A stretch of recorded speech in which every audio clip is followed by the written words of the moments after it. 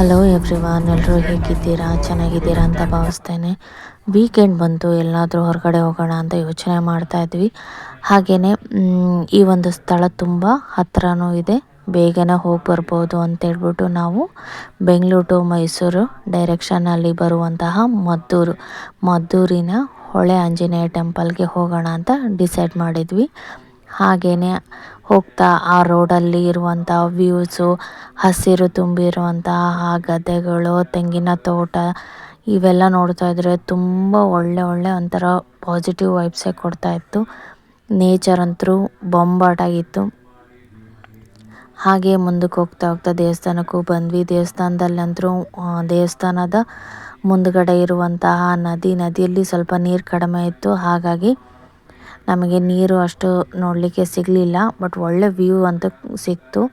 ಹಾಗೆ ದೇವಸ್ಥಾನಕ್ಕೆ ಹೋಗಿ ಅಲ್ಲಿ ನಾವು ಪವರ್ಫುಲ್ ದೇವಸ್ಥಾನ ಅಂತ ಇದು, ನಮ್ಮ ಚೀಫ್ ಮಿನಿಸ್ಟರ್ ಆದ ಡಿ ಕೆ ಶಿವಕುಮಾರ್ ಅವರು ಕೂಡ ಅಲ್ಲಿ ವಿಸಿಟ್ ಮಾಡ್ತಾನೆ ಇರ್ತಾರಂತೆ. ಅಂಥ ಒಂದು ಹೆಸರುವಾಸಿಯಾಗಿರುವಂತಹ ಒಂದು ದೇವಸ್ಥಾನ ಅಂತಲೇ ಹೇಳ್ಬೋದು. ನಮಗಂತೂ ಆ ಒಂದು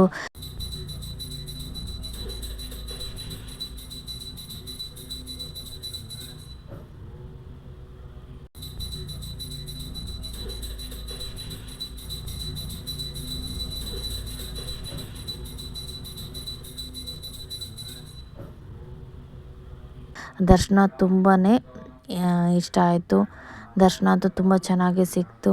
ಯಾವುದೇ ಥರ ನುಗ್ಗಲಾಗಲಿ ಯಾವುದೇ ಥರ ಇಲ್ಲ. ದೇವ್ರನ್ನ ನೀಟಾಗಿ ಆರಾಮಾಗಿ ಕೂತ್ಕೊಂಡು ನೋಡುವಂತಹ ವ್ಯವಸ್ಥೆ ಆ ಒಂದು ಜಾಗದಲ್ಲಿ ನಮಗೆ ಸಿಕ್ತು. ಆದರೆ ಹಿಂದೆಗಡೆ ಒಂದು ವೆಂಕಟರಮಣ ದೇವಸ್ಥಾನ ಇತ್ತು, ಅಲ್ಲೂ ಕೂಡ ನಾವು ದರ್ಶನ ಪಡ್ಕೊಂಡು ಹಾಗೆಯೇ ಅಲ್ಲಿ ಸ್ವಲ್ಪ ವಿಶ್ರಾಂತಿ ತಗೊಂಡು ತುಂಬಾ ಟೈಮ್ ಸ್ಪೆಂಡ್ ಮಾಡಿದ್ವಿ. ಗೋಶಾಲೆಯಲ್ಲಿ ನಾವು ಅಂಬಾಗಳಿಗೆಲ್ಲ ನನ್ನ ಮಕ್ಕಳೆಲ್ಲ ಹುಲ್ಲನ್ನು ತಿನ್ನಿಸೋದಾಗಲಿ, ಆಮೇಲೆ ಹೊಳೆ ಕಡೆಗೆ ಹೋಗಿ ಅಲ್ಲಿ ಕೂಡ ಸ್ವಲ್ಪ ವ್ಯೂಸ್ ಎಲ್ಲ ಪಿಕ್ಚರೈಸ್ ಮಾಡಿಕೊಂಡು ಕೊನೆಗೆ ಫೋಟೋಗಳನ್ನೆಲ್ಲ ತೆಕ್ಕೊಂಡು ಹೀಗೆ ತುಂಬಾ ಟೈಮ್ ಸ್ಪೆಂಡ್ ಮಾಡುವಂಥ ಅವಕಾಶ ಆ ಒಂದು ಜಾಗದಲ್ಲಿ ನಮಗೆ ಸಿಕ್ತು. ಆ ನಂತರ ನಾವು ವೀಕೆಂಡ್ ಬಂದರೆ ಮಕ್ಕಳಿಗೆ ಈ ಥರ ಒಂದು ಸ್ಥಳಗಳಲ್ಲಿ ಕರ್ಕೊಂಡು ಹೋದರೆ ಅವರ ಮನಸ್ಸು ಕೂಡ ತುಂಬ ಚೆನ್ನಾಗಿರುತ್ತೆ. ಏಕೆಂದರೆ ಸ್ಟ್ರೆಸ್ಫುಲ್ ಲೈಫ್ ಅಂತಲೇ ಹೇಳ್ಬೋದು ಸಿಟಿ ಲೈಫು.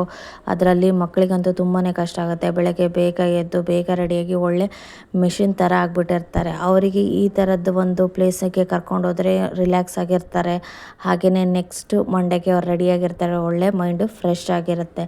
ಆ ಒಂದು ಸ್ಥಳದಲ್ಲಿ ಇರುವಂತಹ ಪಾಸಿಟಿವ್ ವೈಬ್ಸ್ ಆಗಲಿ, ಆಮೇಲೆ ದೇವರ ಒಂದು ಸನ್ನಿಧಿಯಲ್ಲಿ ಸಿಗುವಂಥ ಒಂದು ವಾತಾವರಣ ನಮ್ಮ ಮನೇಲಿ ಕೂತ್ಕೊಂಡ್ರೆ ಸಿಗೋದಿಲ್ಲ. ಹಾಗಾಗಿ ಇಂಥ ಕಡೆಗೆ ಕರ್ಕೊಂಡೋದ್ರೆ ಒಂದು ಒಳ್ಳೆ ಎನ್ವಿರಾನ್ಮೆಂಟು ನಾವು ಮಕ್ಕಳಿಗೆ ಕೊಟ್ಟ ಹಾಗೆ ಆಗುತ್ತೆ. ಹಾಗೆ ಪೇರೆಂಟ್ಸ್ ಆದವರು ಇಂಥ ಒಂದು ಜಾಗಕ್ಕೆ ಕರ್ಕೊಂಡೋದ್ರೆ ತುಂಬ ಮಕ್ಕಳಿಗೂ ಉಪಯುಕ್ತ ಆಗುತ್ತೆ. ಹಾಗೆಯೇ ಜನರಲ್ ನಾಲೆಡ್ಜು ಸಿಗ್ತಾ ಹೋಗುತ್ತೆ. ಯಾಕಂದರೆ ಪ್ರಾಣಿ ಪಕ್ಷಿ ನೇಚರಲ್ಲಿ ನಮಗೆ ಮಕ್ಕಳಿಗೆ ತುಂಬ ಇನ್ಫಾರ್ಮೇಷನು ಕೊಡ್ಬೋದು. ಹಾಗೆಯೇ ಈ ಥರ ಒಂದು ಬೆಂಗಳೂರಿಗೆ ಹತ್ತಿರವಾಗಿರುವಂತಹ ಸ್ಥಳ ಅಂತಲೇ ಹೇಳ್ಬೋದು. ತುಂಬಾ ಚೆನ್ನಾಗಿದೆ. ನಾವು ಅಷ್ಟೇ ತುಂಬ ಒಳ್ಳೆಯ ಒಂದು ಟೈಮನ್ನು ಆ ಒಂದು ಜಾಗದಲ್ಲಿ ಕಳೆದ್ವಿ ಅನ್ನೋದೇ ಒಂದು ಖುಷಿಯಾದಂಥ ವಿಚಾರ.